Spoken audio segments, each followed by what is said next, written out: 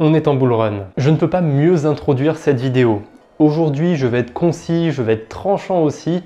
Je vais vous dire pourquoi je pense qu'on est en bull run et je vais avoir 20 arguments pour appuyer ça. Je précise que je suis pas là pour vous vendre Bitcoin ou une quelconque crypto. Je vous garantis pas que vous allez faire un x100 en investissant sur les cryptos. D'ailleurs, ce matin, j'ai eu la mauvaise idée de taper altcoin x100 sur YouTube. J'ai vomi. Petite balle perdue, je suis désolé. Bref, pour ceux qui étaient là en 2022, voire même en 2021, vous avez hérité d'un stress post-traumatique de ce bear market, que vous le vouliez ou non. Et c'est normal, mais moi je suis passé par là. Ce qui m'a fait tiquer, c'est le crash de FTX. À ce moment-là, je savais pertinemment qu'on avait signé le point bas de ce cycle. Et je dis pas ça pour flex, fallait voir comment les médias en parlaient de cette affaire. Ils mettaient des images de Bitcoin fracassées pour parler de l'affaire FTX, alors qu'il n'y a pas spécialement de rapport avec Bitcoin. Disons qu'à ce moment-là, le plus dur était derrière nous, parce qu'il y avait encore de la méfiance du côté des médias, mais j'ai plus jamais revu ce genre d'article. Et d'ailleurs, je vous parie que dans quelques semaines, voire quelques mois, tous les médias mainstream reparleront de Bitcoin, voire même d'Ethereum. Après, je vous dis pas si ce sera en bien ou en mal, je me mouille pas trop pour le coup, mais avec toutes les décisions qui vont devoir être prises autour des ETF sur Bitcoin et sur Ethereum, à mon avis, on n'est pas au bout de nos surprises. Suffit de voir comment le marché a réagi quand il y a eu la simple rumeur que l'ETF spot sur Bitcoin avait été accepté par la SEC. Récemment, on a encore eu le coup avec une demande seulement d'ETF spot sur Ethereum et regardez le prix de l'Ether au moment de cette demande. Le plus impressionnant, c'est de voir ETH contre BTC. Perso, je pense que ça veut tout dire. Et ceux qui étaient là en 2021, ça vous rappelle rien? Quand Elon Musk tweetait un truc sur Doge ou que Tesla accepterait le Bitcoin, le marché réagissait directement. Depuis début 2023, on a eu de sacrées news, il y a eu les demandes aussi d'ETF sur Bitcoin.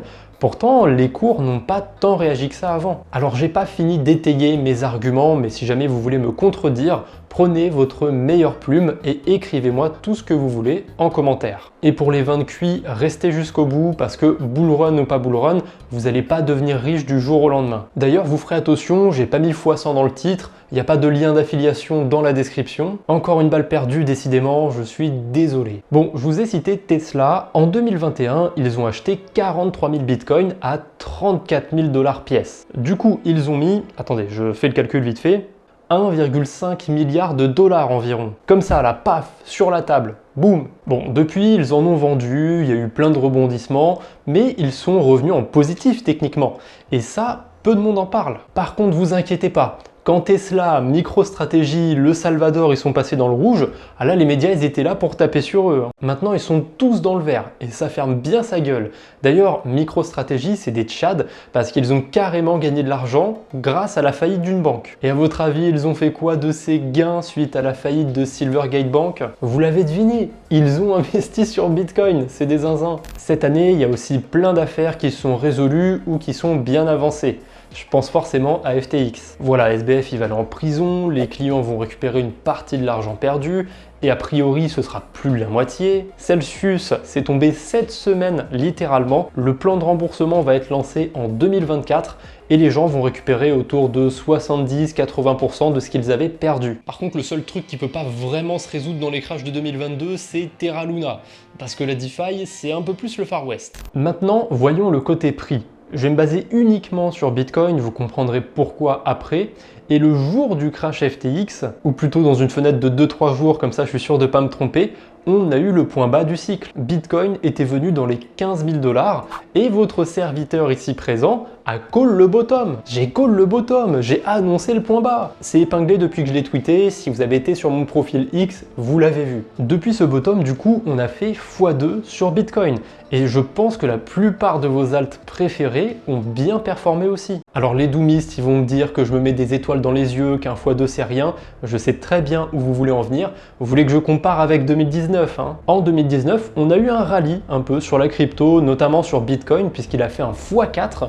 avant de lentement décliner jusqu'à atteindre son point bas en mars 2020, le fameux crash du Covid. Je trouve que le marché il est un peu divisé sur un point. Il y a pas mal de gens qui pensent que le dernier cycle haussier c'était 2021 et on vivra plus jamais de bull run à proprement parler. Et les autres pensent que le marché sera soit cyclique à vie, soit qu'on a encore 1 ou 2 cycles à vivre et que ce sera vraiment les derniers cycles, ce sera la folie. 2012-2013 c'était un peu le cycle des geeks, 2017 c'était le cycle un peu plus mainstream avec les particuliers qui sont arrivés à la charge, 2021 c'était clairement le cycle des institutionnels avec une multitude d'entreprises qui ont accumulé du Bitcoin. 2024 c'est probablement le dernier cycle parce qu'on peut aller où au-dessus des institutionnels? Il nous reste quoi? Les gouvernements, les ETF? Et je sais qu'il y en a qui vont me reprendre sur le mot ETF dans les commentaires. Je sais que c'est un abus de langage et que techniquement je devrais dire un trust, c'est pas un ETF. Peu importe, vous avez très bien compris quand je parlais d'ETF depuis le début. D'ailleurs, le Canada est dans le futur. Ils ont déjà des ETF Bitcoin Spot, Ether Spot et ils ont même maintenant un ETF sur de l'Ether staké. Gros big up à mes chums qui me regardent du Québec. Il y a un autre truc avec la cyclicité, c'est qu'on vous l'accompagne toujours avec le halving.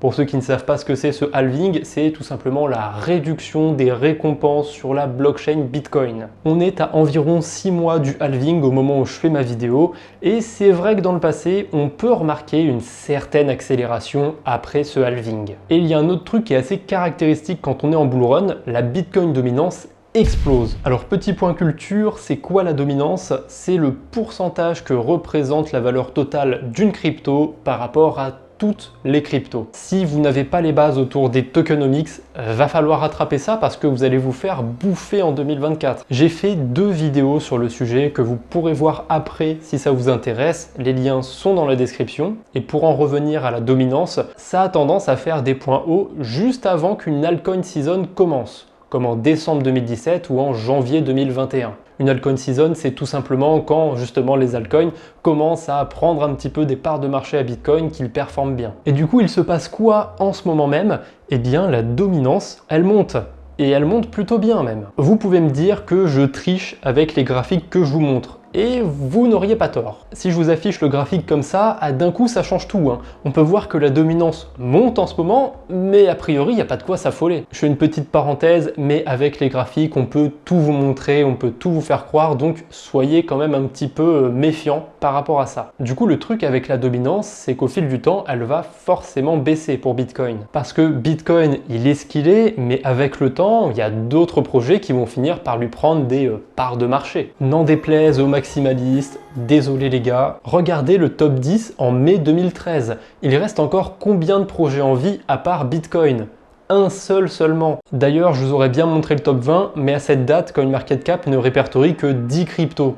Donc a priori, c'était pas très difficile d'être dans le top 10 crypto. Alors que si on avance en janvier 2015, là on a 500 cryptos de répertoriés et dans le top 10, on est à 5 projets qui existent encore et qui sont toujours actifs. Allez, on refait un bond encore, je vous montre novembre 2021 maintenant. Là, tout le top 10 est encore d'actualité. Et d'ailleurs, 9 de ces 10 cryptos sont encore dans le top 10 au moment où je fais ma vidéo. Je pense que vous avez pigé l'idée. Plus le temps passe, plus les technologies évoluent et des projets sérieux finissent par apparaître. Donc forcément, à terme, ça va réduire la dominance de Bitcoin. Après, je sais, les maxis, vous allez me dire que c'est juste une phase, que pour l'instant, il y a de l'expérimentation, mais qu'à la fin, il restera que Bitcoin. Ça s'entend, c'est possible. Mais ça m'a pas l'air d'aller dans cette direction quand même. Comme on l'a vu, la Bitcoin dominance continue d'augmenter, mais je vous vends pas une quelconque alt season. Je vous dis pas que c'est le moment d'investir, qu'il faut aller vendre sa grand-mère pour investir dans le marché crypto. Et en plus, vu ce qui se passe autour des ETF, à mon avis, la dominance du Bitcoin n'a pas fini d'augmenter. Elle risque potentiellement d'exploser. Ensuite, si cet ETF sur Bitcoin il passe, il y a celui d'Ethereum. Là, je pense que si celui d'Ethereum passe, ça peut lancer une belle altcoin season. Si on a cette phase d'euphorie, je vous souhaite de faire des x100 sur vos cryptos, comme on vous le vend dans des vidéos YouTube.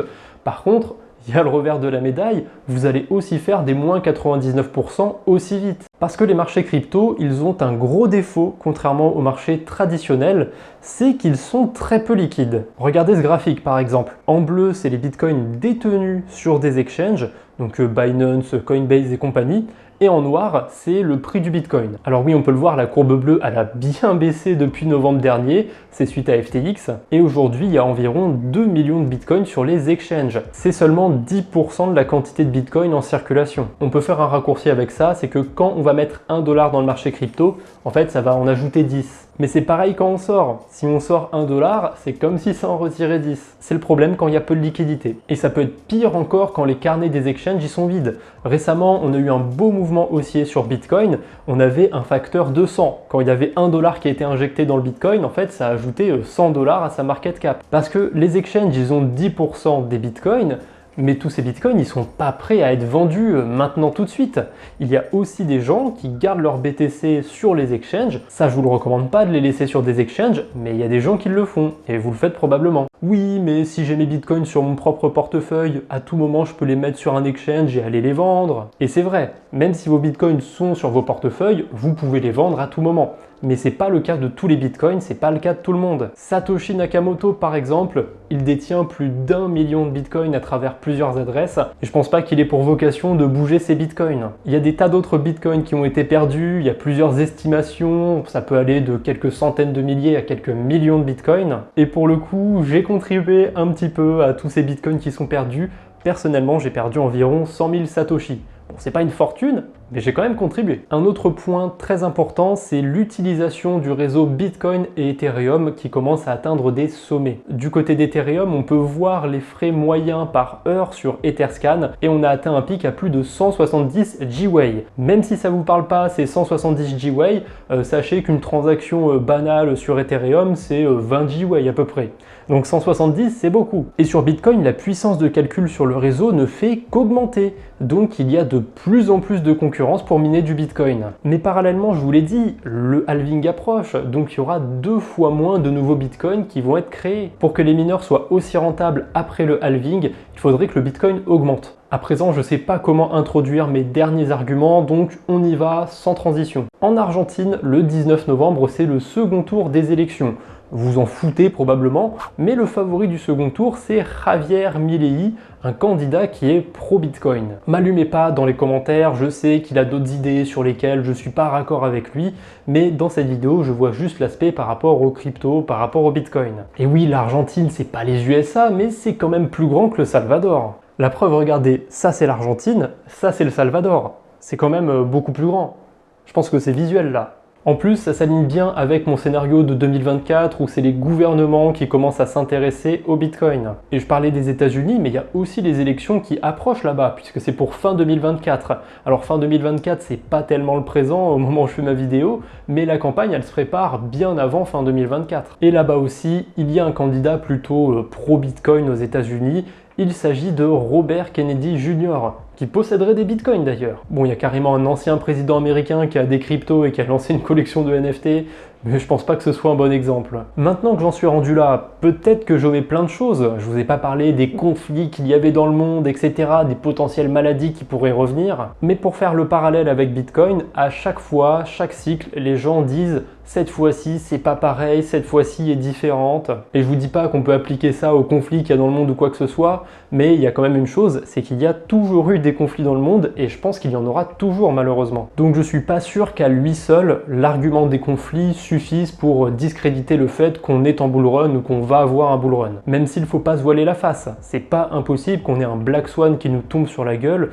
En français, ça veut dire signe noir, c'est un événement imprévisible. Typiquement comme l'apparition du Covid en 2019 qui a entraîné le crash de 2020. Peut-être que Bitcoin n'est qu'une expérience gouvernementale à échelle mondiale. J'ai pas non plus parlé des monnaies numériques de banque centrale dans cette vidéo. Parce que les MNBC, je sais pas trop si je dois les qualifier comme quelque chose de positif pour les cryptos ou de négatif, sachant que ça reprend un petit peu ces technologies. Il y a aussi tout un aspect religieux que certains ont pour le Bitcoin. Est-ce que cette cyclicité sur Bitcoin ne serait pas auto-réalisatrice? Franchement, j'en sais rien, et tant qu'à faire de la divination, j'ai fait une prédiction sur mon groupe Discord. On fera un point en vidéo d'ici avril-mai 2024 à la fin de ma prédiction pour voir si j'étais à côté de la plaque ou non. Et d'ailleurs, ces prédictions, c'est juste pour le fun. Vous pouvez faire les vôtres en commentaire si ça vous intéresse. En tout cas, si vous êtes curieux ou que vous manquez d'ego et que vous l'êtes là quand ma vidéo sortira pour me dire que mes prédictions puent la merde ou quoi que ce soit,